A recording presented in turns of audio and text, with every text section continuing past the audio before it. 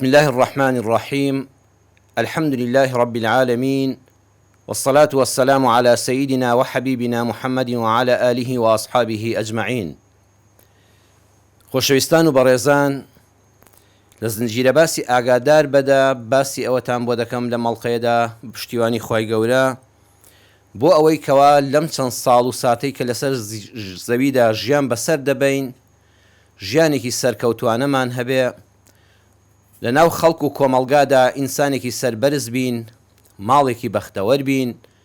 و کاتێکیش کەم دنیا فانیەمان بەجێ هێشت و چوینەوە قیامەتی خۆمان بە پشتیوانی خوای گەورە بە ڕووسوری دنیا بەجێ بێڵین و قیامەتمان ئاوەدان بێ. ئەم بەرنامەی ئیسلامە قورئانەکەی خۆمان لە مانگی پڕبەرەکەتی ڕەمەزاندا، لە مانگی قورئاندا ئەچینە خزمەت سوورەتی تاها ئاەتی 130 بۆ 132 سێشتمان پێ دەڵێ. سێشتمان پێ دەڵێ و پێمان دەڵێ ئەگەر هەر کەسێ ئەم سێشتە جێبەجێکە با دڵنیا بێ ژیانێکی خۆشی دەبێ و بەسەر گرفتەکانی ژیاندا زاڵ دەبێ و خوای پەروەردگار ڕەحمی پێ دەکا ئینشاء الله سەرفرازی قیامەتە. خاڵی یەکەم پەروەردگار دەفەرمێ بەرامبەر بەو کەسانەی کەوا لە دنیادا دژی بیر و باوەڕ و عەقیدەکەتن، ئەو کەسانی کەوا دژایەتی پەروەردگارت دەکەن، بوختانت بۆ دەکەن، گاڵتەت پێ دەکەن، ئەو خەڵکە لەسەر ئەم زەویەدا هەمووی دۆستن نابێ، هەمووی مەدحن ناکە، هەمووی پشتیوانت نابێ. ئەزیزم، خەڵکانێکن لەسەر خوای پەروەردگار ڕقیان لە ئێمەی موسڵمانە، دەیان بوختان بۆ من بۆ جەنابەت بۆ موسڵمانان بەگشتی لەسەر زەویدا دەکەن. ئایا ئێمە ڕۆژانە هەر خەریکی ڕوبەڕووبوونەوەی خەڵکی بین، هەر خەریکی وەڵامدانەوە بین، بچینەوە لە مقابلی قسەدا قسە بە خەڵک بڵێنەوە؟ بە تەئکید نا. خوای گەورە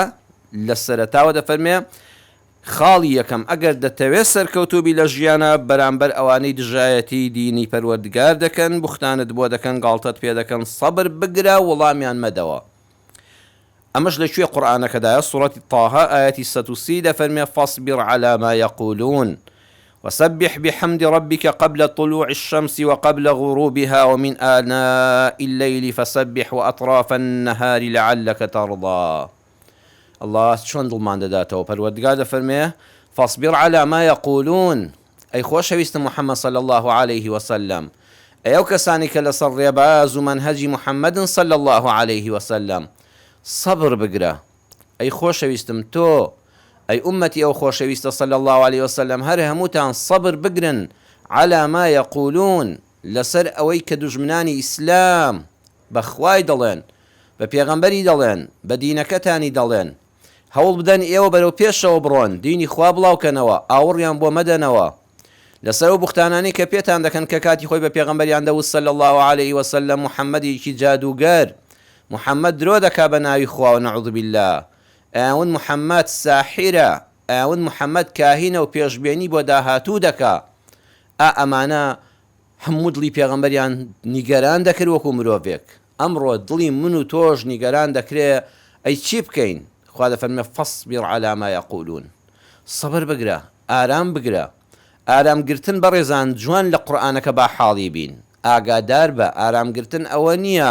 گوێت تەبکەی خەڵک سواری پشتت بێ وەکو گوێ درێژ لێت خوڕێ. خەڵکانێک وا دەزانێ هەرچی نەیاران و دوژمنانی ئیسلام و خۆمان پێیان کردین ئێمە بەس بڵین بەڵێ قوربان فەرموو. نا، سەبر ئەوەیە لەسەر ڕێبازەکەت سوور بە، لەسەر ڕێبازەکەت لا نەدەی. ئەی چی بکە؟ پەیوەندی بە پەروەردگارتەوە بکە. وسبح بحمد ربك قبل طلوع الشمس وقبل غروبها، بەیانیان و دوای عەسران پێش مەغریب. ئەم دوو کاتە زۆر گرنگن، بۆیە قورئان دیاری کردووە. هەموو بەیانیان بە زیکر و تەسبیحاتی خوای پەروەردگار دەست پێ بکە. دوو زیکرەکەش چییە؟ بڵێ سبحان الله، بڵێ الحەمد لله، پاکی بۆ تۆ ئەی پەروەردگارە، سوپاست دەکەم خوایە زۆر گەشت بینم،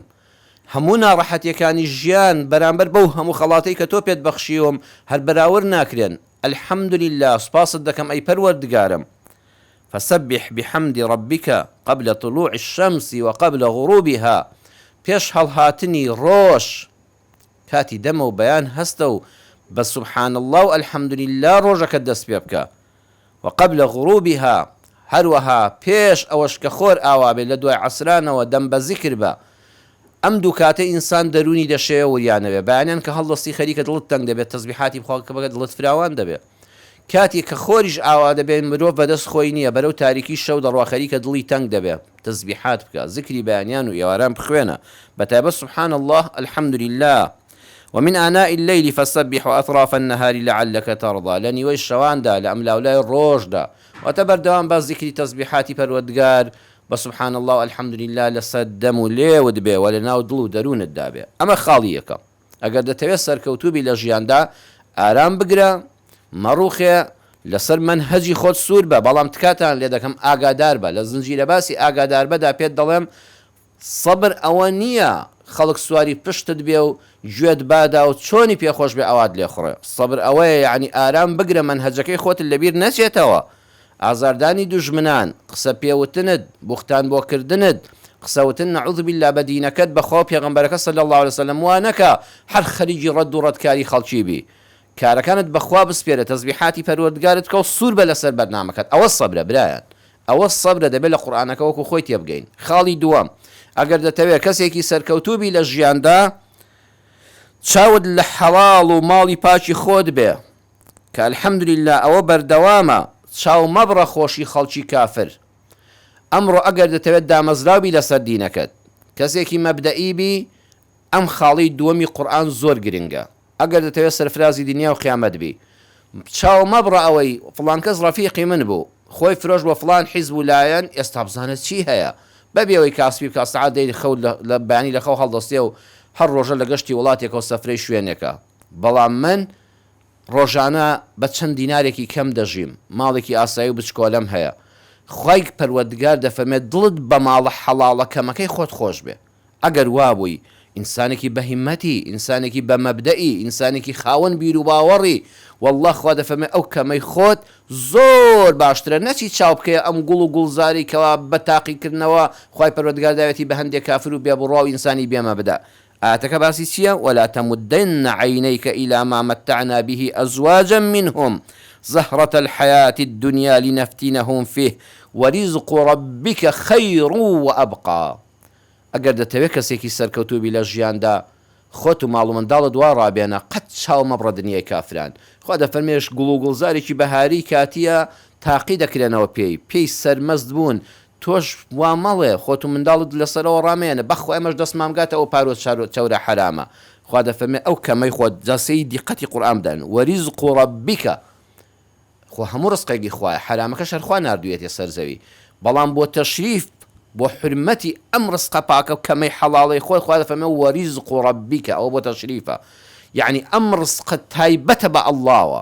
ئەم کەمەی خۆت کە بە حەڵاڵی بە ڕەنجی شان بە پوختی بەبێ ئەوەی خیانەتت لە نیشتیمانەکەت کردبێ بەبێ ئەوەی خیانەتت لە گەلەکەت کردبێ بەبێ ئەوەی خیانەتت لە هاوزمانیانی خۆت کردبێ بەبێ ئەوەی خیانەتت لە دایکی کوردستانت کردبێ بەبێ ئەوەی خیانەتت لە هاو کاوڕێیانت مشتریەکانی بازاڕت کردبێ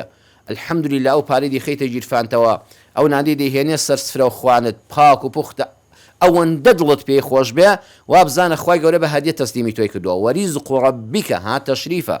پاڵدانی تەشریفە لەلایەن ئەڵڵاوە بۆ لای ڕزقەکە خەیڕن خوا دەفەرمێ ئەوە چاکترە بەخوا سیارە شڕەکەی تۆ باشترە لەوە نەوشەیە کە خەڵک بە حرامی دەستی کەوتووە بەخوا دوو هۆدەکەی خۆت کە بە پاک و پوختی بە پارەی حەڵاڵ کڕیوتە زۆر لەوێ لای مەسئولین چاکترە کە خوا دەزانە بە چ پارەیەک پێکیانەوە ناوە و ئەبقا خوای پەروەردگار دەفەرمێ ئەمە بەردەوامی هەیە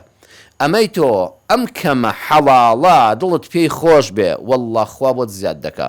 واللهی مناڵەکانت لە ئاخریا محتاج نابن بەسی ئەو حرام خۆرە ئەو دین فرۆشە ئەو خاک فرۆشە ئەو میلەت فرۆشە ئەو بێمەبدەئە کە ئامادەیە دایکی خۆی کە وڵاتەکەیەتی بیفرۆشێ بە بێگانە بۆ پارە واللهی هەر مەسافەیەکە بڕوا بکە وەکو گوڵێکی بەهاری وایە هەڵدەچێ لە دوایدا پەڕ و پۆی لە دەبێتەوە خانوەکەی نامێنێ سارەکەی نامێنێ پاسەوانەکانی نامێنن کاکە هیچی نامێنێ بەڵام هی تۆ ئەوەی تۆ وە ئەبقا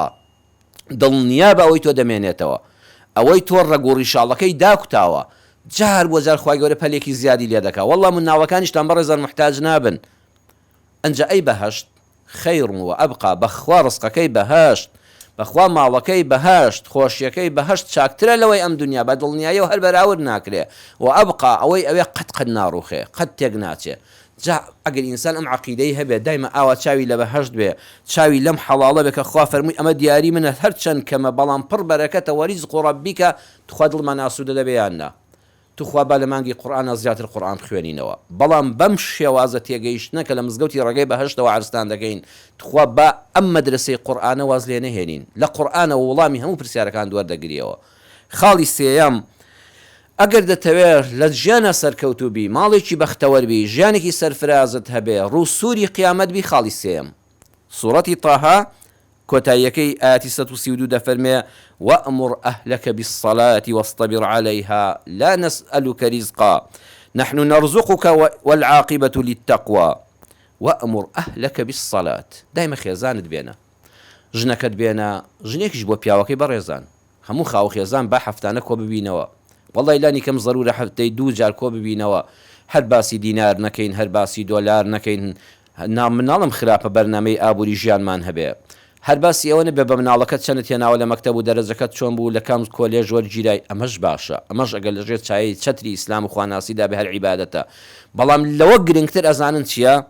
لەوە گرنگتر فەرمان بە ماڵ و منداڵت بکە بە خێزانت بە هاوسەرت بە منداڵەکانت بە کەسوکارت بەوانەی کە بنەماڵەی خۆتن بیسەلات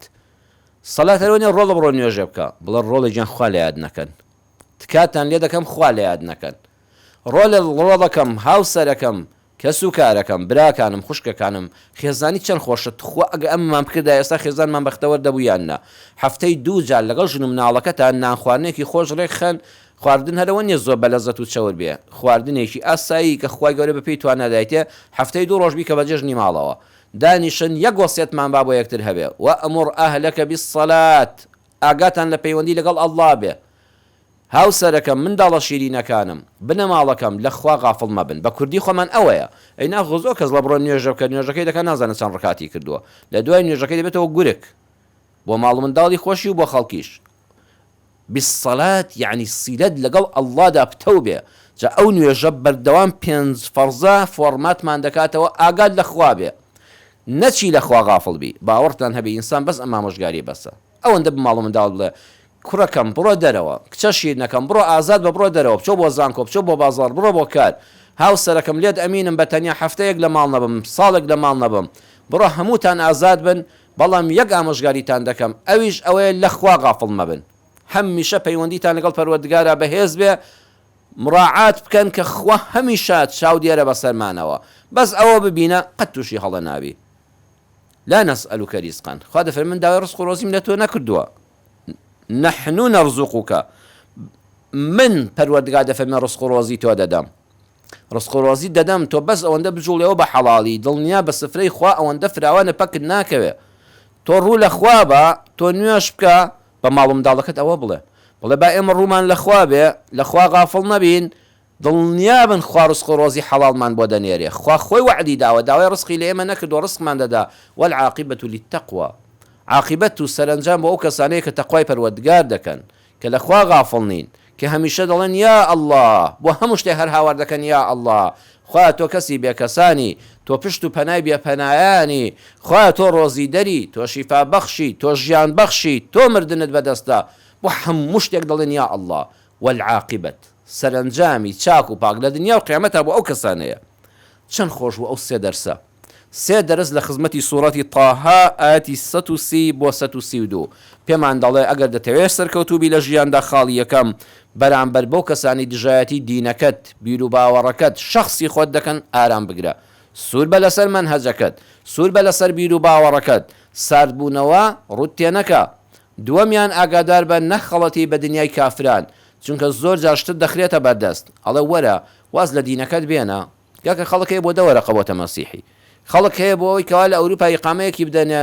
فێڵ لە دینێکی کەش دەکات ڕۆژانە خەڵک بە ڕێزانەوە لێمە دەپرسێ مامۆستاگە ببم بە زەردەشتی وەڵام بڕواشم پێی نییە بچم لە ئەوروپا ئیقامەم دەدەنێ ئەوە تۆ درۆل لەگەڵ خۆت کرد درۆل لەگەڵ کەسێکی کەش کرد ئەمانە دەخرێتە بەردەست بە گەورەی تۆ مەبدەئی تۆ لەوێدا دەردەکەوێ نەخێر کەمەکەی خۆم نەخێر ئەم ماڵەکەمە ئەم پارەکەمە ئەم وڵاتە ئەگەر هەرچی ناڕەحەتی تێدا بێ قەت ئامادەنیم غەش بکەم لە پێناوی ئەوەدا خۆشم و خەڵکیش و بیر باوەڕەکەشم خەڵەتێنم خۆزگە مرۆڤەکانمان لەسەر ئەمە پەروەردە بکرانەیە بزانە چەند نیشتیمان پەروەری بەڕێزان ئەوەیە هەر کەسێ باسی نیشتیمان پەروەریمان بۆ دەکا وەرە منهەجی قورئان خەڵک لەسەر ئەم قورئانە پەروەردە کە بە حیاتی خیانەت لە نیشتیمانەکەی ناکە بە حیاتی دەستی بێگانە ناگرێ بە سەر وڵاتەکەی بە حیاتی گەنجی ئێمە نابێتە جاشی دوژمن ئەم بەرنامەیە بەڕێزان وەرە گەنج لەسەر ئەمە بۆ من پەروەردەکە بەڵام بەم تێگەیشتنە قورئانیە کە لەم مەدرسەی قورئانەوە پێشکەشی جەنابتان دەکرێ والله ڕۆژانە لەگەڵ ماڵ و منداڵت دانیشە ئاوا بڵێ وەریزق ڕەبیکە خەیر و ئەبقا ڕۆڵی جان ئەمە ئەمنانە ئەوەندە بەتامە چونکە ڕزقی پەروەردگارە خوا تەشریفت ئیزافەی تەشریفی داوە ئەمە پەروەردگار بە دیاری بۆی ناردوین دڵنیا بن ئەم سفرەی ئێمە لا ناچێ ئێمە هەر دەمێنینەوە ئێمە لە وڵاتی خۆماندا دەمێنینەوە لە خاکی خۆماندا دەمێنینەوە ئەم کوردستانە ڕاستانەی باب و باپیرانمان بووە بە ئەمانەت تەسلیمیان کردووی دەبێ ئێمەش بە ئەمانەتەوە بیپارێزین دەستی دوژمنان نەگرین بۆ سەری جاسوسی نەکەین بەسەر وڵاتی خۆمانەوە بەسەر هاوڵاتی خۆمانەوە کاکە ئیسلامی ئێمە بەڕێزانەوەی تێدایە ئەو کەسەی باسی نیشتیمان پەروەریمان بۆ دەکا ئێمەی مسلمان و ئەهلی مزگەوت و دین و خزمەتکارانی قورئان لە هەموو کەس نیشتیمان پەروەرترین ئەوانەی کەوا جاش و خۆفرێشێتیان کردووە لە وڵاتەدا و نیشتیمانەکەیان فرۆشتووە هەر ئەوانە بوون بەڕێزان کە لەم قورئانە دوورکەوتنەوە هەر ئەوانە بوون کە بە مەنهەجی غەیری ئیسلام گەنجەکانیان پەروەردەکرد هەر ئەوەی کە باسی ئینسانیەت و ویژدان و نازانم چی مەسافەیەک بەنجت دەکا مەسافەیەک خۆشە بەڵام عاقبەتی نییە بەڵام دین چونکە باسی بەهەشتی تێدایە والعاقبة للتقوى سەرنجام شەرتە کتێب بۆ کۆتایی گیراوەتەوە ئەوەی کەوا دەوێ بەختەوەری دنیا و قیامەت بێ ئەم سێ خاڵی سوڕەتی تاها ئاەتی 130 بۆ 132 بخوێننەوە لێ حاڵی بن کاری پێ بکەن سەبر بگرە و وەڵامی کەسێک مەدەوە کە ئازارت دەدا ژیان هەمووی بەریەککەوتنە عەزیزەکانی خۆم ژیانی ئێمە هەمووی بەریەککەوتنە و ڕۆژانە بەریەک دەکەوین بەڵام ئاگادار بە ئەگەر دەتەوێت کەسێکی سەرکەوتوبی لە ژیاندا هەمیشە کەسێک بەرامبەر بە خۆت دانێ بزانت چی بەرامبەر بە خەڵک بکەی بەرامبەر بە خۆتی دەکەی وەرە کاکە ئاوێنەیەک دانێ وەرە بچۆ بەردەمی ئاوێنەیەک ئەو ئاوێنەیە خەڵکە ڕۆژانە تۆ بەرەو ڕووی خەڵک دەبیەوە هەر ئاوێنە بێنە ئاوێنەیەک بێنە وەرە جوێنی پێ بدە ئاوێنە جوێنت پێداتەوە نە بەڵام سەیریکەی دەمو چاوت چۆن عەسەبی و تووڕە بووە ئاوێنەکە خۆت نیشان دەدا واتە تۆ چی بەرامبەر بە خەڵک دەکەی ئەو هیچی لێ نایە ئەوە خۆتی دەرونی خۆت وێران دەکەی زمان لە ئاوێنە دەربێنە زمان لە خۆت دەرێناوە سێکی بەس شکڵی خۆتی نیشان داوە تفی لێ بکە سێکی تفل لە خۆت کردووە وایان نا ئیمانداری ڕاست وەکو ئاسمان و خۆر وایە ئێستا ئەو ئاسمان و خۆرە کەسێ سەر بەرزکاتەوە نەعوذ بالله تفێکی لێ بکە تفێک بەرەو ئاسمان هەڵدا بەرەو ئاسمان و خۆر یەکسەر تفەکە بەرەو دومچای خۆی دەگەڕێتەوە تۆ زۆر بەڕێزی لای خوا تۆ مسلمانی قدر و قیمەتی خۆت بزانە لای پەروەردگارت ئەگەر کەسانێکی ناشایستە کەسانێکی نەشیاو ویستیان هەڵت بەرامبەر بکەن تۆ هەر ئاوریشیان لێمەدەوە دڵنیا بە ئەو ناڕەحەتێ بەرەو ڕووی خۆیان دەبێتەوە تۆ بەڕێزی تۆ پارێزراوی لای پەروەردگار کابرایەک جوێنی بەخواناسێکدا کابرایەکی لار و لەوێر ئینسانێکی بێدین و بێژین فاشل لە ژیاندا هیچ کەس نەمابوو یەخەی بەم خواناسە گرت پیاوێکی بۆ خوا سوڵحاوی حەڵال خۆر ئەهلی مزگەوت وەکو جەنابتان دیندار ماڵ و منداڵ ساڵح چوو بوو یەخەی پێگرت و دەویست شەڕێکی پێ بفرۆشە جا هەیەش دەوێت شەڕ بە خەڵک بفرۆشە بە شەڕ فرۆشتن بە خەڵک خۆی بە تێ هەڵداندا و پارە لە خەڵک وەرگێ خواناسەکە زۆر لەو عاقڵتر زۆر ژیرتر دنیا دیدەتر فەرمووی ڕۆڵی گیان بەخوا من جوابی تۆ نادەمەوە دەفتەری خۆتە چی لێ دەنووسی لێ بنووسە گوێن دەدەی قسەی ناشرین دەکەی دەفتەری ئەعمالی خۆتە لە قیامەتە هەموو لەسەر تۆمارە و پاشا من خۆم دەناسم کەچیم و تۆش دەناسم کەچی قەت ڕێگە بە خۆم نادەم خۆم نزم کەمەوە بۆ ئاستی کەمی تۆ چونکە تۆ دەتەوێت وەک تۆ نزم بم بەڵام من خۆم نزم ناکەمەوە من لەو ئاستەدام کە خوا ڕەحمی پێکردوم من ئەهلی مزگەوتم من دەم بە زیکرم من خزمەتکاری قورئانم چۆن خۆم دەخەمە ئاستی کەسێکەوە بەو زمانە بازاڕی جەنابەت قسە بکەم والله ئەگەر ئەمە جێبەجێکەین ئامۆژگاری ئەم پیاوە ساڵحانە زۆر بەهێزە سەبر بگرە لاوازەکان بەردەوام بیر لە تۆڵە دەکەنەوە کەسی لاواز کەسێ یەک تۆز ئازاری داوە بیر دەکاتەوە تۆڵەیەکی بە قووەتری لێ بکاتەوە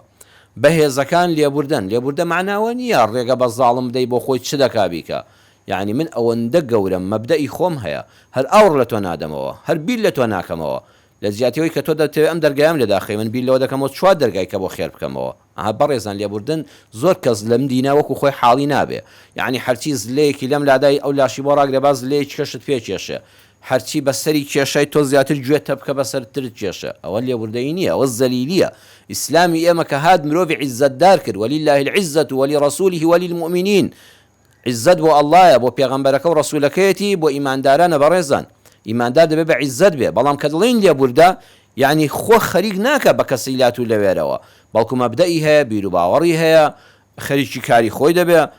تۆ ئەم دەرگایەدا دەخەی هەوڵ دەدەم دەرگاکانی ڕەحمەتی خواوەندە فراوانە سێ چوار دەرگایکە لە خۆم دەکەمەوە پشت بەخوا دەبەستم ئەمە لێ بوردنە مەردان و عارفان گوێن و قسەی خەڵک هەر پشت گوێ دەخەن ئەوەندە قسەی خێر زۆرە بەڕێزان فریان ناکەوین ئەوانەی کە مردن ئەو کەسانی عارفن ئەوانی کە بەڕاستی لەگەڵ خۆی پەروەردگارە تێکەڵاو بوون ئەوانەی لەسەر منهەجی ڕەسوول الله صلی الله عليه وسلم پەروەردە بوون ئەوەندە قسەی خێر زۆرە مەجالم نییە گوێم لە قسە نەشیاوەکانی تۆ بێ والله عالم ئێستا گلەی ئەوە دەکا کاکە مامۆستا و هەموو کەناڵە خراپە هەیە کاکە وەڵە تۆ بە خۆت مشتری کەناڵی خراپی ئەینا ئەوەندەش کەناڵی چاک هەیە ئەوەندە یوتوبی چاک هەیە ئەوەندە شر لە ئەنتەرنێتا چاکە بەو خوایە بە هەردوو گوێ بگرە لە چاکە فریان ناکەوی بەڵام کاکەوە خەتای خۆتە تۆ بۆ خۆت حەزل لە خراپەیەوی ئاڵی بەدوویدا کەناڵ دەگۆڕی بزای ناچێتە سەر کەناڵی کاک فڵان کەس ومان فڵان کەس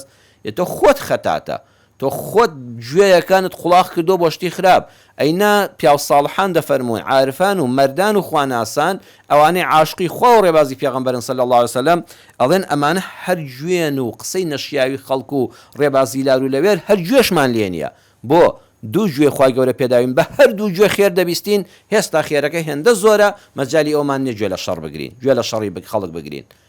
ئەگەر ئاوا بووین واللهی ئەم ژیانە زۆر خۆشە بەڕێزان خەڵک هەمووی لە ژیان بێزارە هەمووی لە خۆی بێزارە هەمووی هاوار دەکا هەرچی لەگەڵ منوتەدا دەنیشەڵە مامۆستا بازار پڕە لە خراپە شەقام پڕە لە خراپە کەناڵ تەلەڤیزۆن پڕە لە خراپە ئەنتەرنێت ماڵی خەڵکی وێران کرد بمبورە نەگەواتان پێ بڵێم باوەڕکە خەتای خۆمانە خۆمان دەگەڕین بە دووی باتڵە ئەینا قورئانەکە سوڕەتی تاها با بخوێنینەوە لە خزمەت قورئان دابن مانگی قورئانە بەڵام بەم تێگەیشتنە قورآن هەر ئەوە نیە خێرا خەتمی کەی بەڵام نیوەی خەون نوچکە بربێەوە نەزانی باسی چ دەکا چەند ئاەتێکی کەم وەرگرە لە سەری بوەستە بیکە بە دەرسی ژیان ئاگادار بە سەرفراز دەبی یا ڕەبی خوا لە خزمەتکارانی قورئان قبوڵمان کەی ئەم قورئانە مەدرسەی ژیانمان بێ یا ڕەبی پەروەردگارە حتا ئەو ڕۆژەی کە ئەم دنیاە بۆ ئاخر لەحزە بەجێ دێڵین یەک چرکە لە قورئان غافڵ نەبین لە قورئان تێبگەین تەدەبوری لێ بکەین جوان جوان لێ ورد بینەوە و کاریشی پێ بکەین دڵنیاشین پەروەردگارە تەنها ڕێبازەکەی تۆ حەقا تەنها ڕێبازی محەممەدی مستەفا صلی الله عليه وسلم حەقا خوا لەسەر ئەو ڕێبازە بمانژێنی و بمان مرێنی والحمد لله والصلاة والسلام على رسول الله والسلام عليكم ورحمة الله وبركاته